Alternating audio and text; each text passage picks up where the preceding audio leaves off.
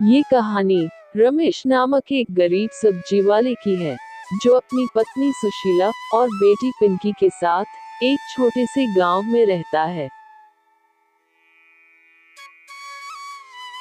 रमेश के पास थोड़ी सी जमीन होती है, जहां वह सब्जियां उगाता है।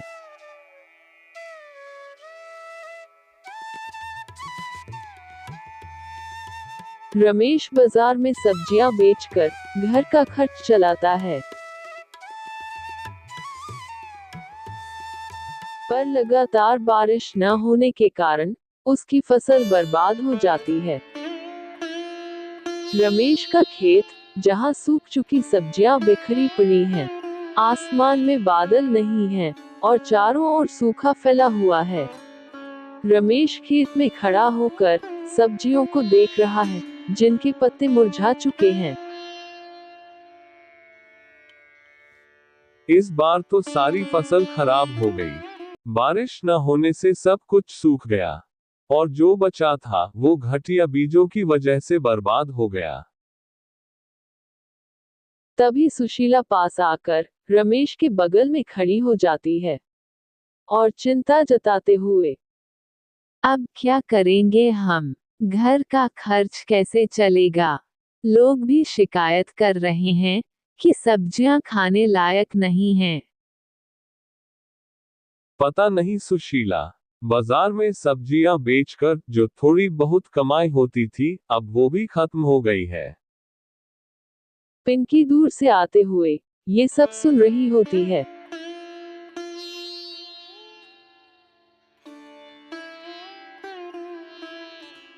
अगले दिन रमेश अपनी सब्जियां बेचने के लिए बाजार आ पहुंचता है।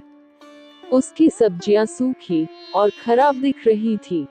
सब्जियां खराब होने की वजह से रमेश की दुकान पर कोई नहीं आ रहा था। शाम हो जाती है और रमेश की दुकान पर कोई भी ग्राहक नहीं आता।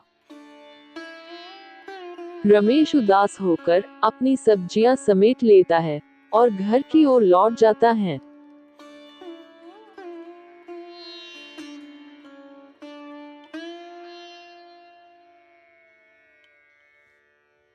रमेश और सुशीला बैठकर खराब फसल और आर्थिक तंगी के बारे में बात कर रहे थे। पिंकी भी वहीं बैठी थी, लेकिन वो कुछ सोच रही थी। अब समझ नहीं आ रहा कि आगे क्या करें। सब्जियां खराब हो चुकी हैं और बीज खरीदने के लिए पैसे भी नहीं बचे हैं। बाबा, क्यों न हम फूलों की खेती करें? फूलों की खेती? हम तो हमेशा सब्जियां उगाते आए हैं। फूल उगाना तो बहुत मुश्किल होगा। नहीं बाबा, मैंने स्कूल में पढ़ा है कि फूलों की खेती में मुनाफा होता है। और इस बार तो सब्जियां भी ठीक से नहीं हो रही हैं। हमें कुछ नया करने की कोशिश करनी चाहिए। रमेश और सुशीला एक दूसरे की ओर देखते हैं और सोच में पड़ जाते हैं। पिंकी की बात में दम है।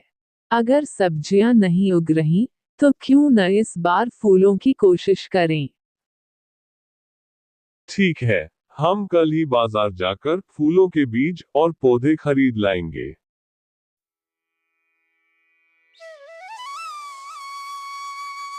अगले दिन रमेश और पिंकी बाजार में फूलों के बीज और पौधे खरीदने जाते हैं।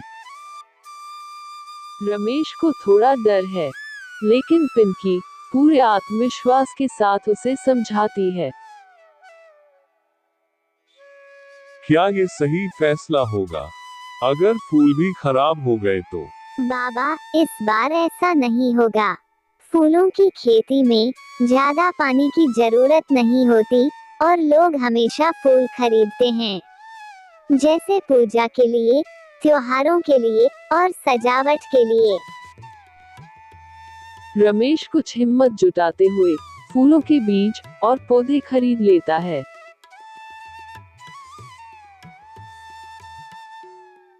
अगले दिन खेत में रमेश, सुशीला और पिंकी मिलकर फूलों की खेती करते हैं।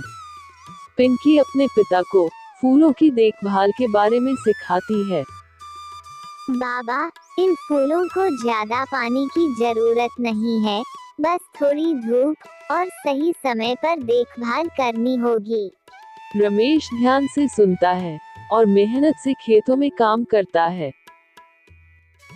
धीरे धीरे फूलों के पौधे बड़े होने लगते हैं और खेत में रंग बिरंगे फूल खिलने लगते हैं।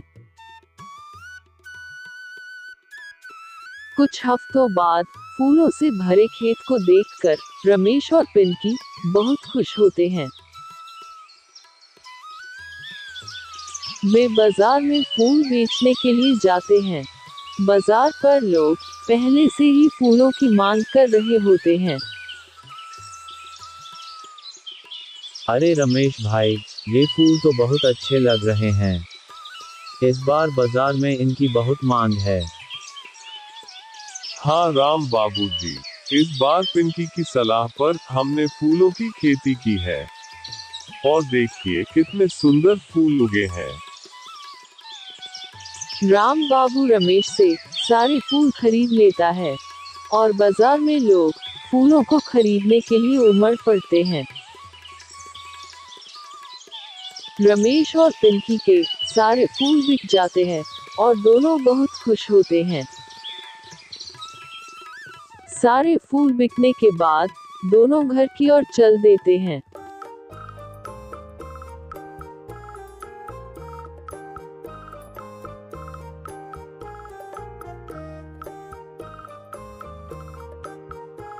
घर आते ही पिंकी अपनी माँ से कहती है, माँ, हमारे सारे फूल बिक गए हैं। बाजार में उसकी बहुत मांग थी। हाँ सुशीला, अगर पिंकी ने फूलों की खेती का सुझाव न दिया होता तो हम इस बार भी नुकसान में रहते। पिंकी ने हमारी जिंदगी में नई उम्मीद लाई है। हाँ माँ, हमें हमेशा नई चीजें सीखनी चाहिए और कोशिश करनी चाहिए। अब हम फूलों की खेती से अच्छा मुनाफा कमा सकते हैं। रमेश अपनी बेटी की बात सुनकर बहुत गर्व महसूस करता है। ये कहानी हमें ये सिखाती है कि खराब परिस्थितियों के बावजूद नई सोच और बदलाव को अपनाने से सफलता मिल सकती है। रमेश ने अपनी बेटी की सलाह मानी और फूलों की खेती के जरिए अपने परिवार की आर्थिक स्थिति को सुधारा।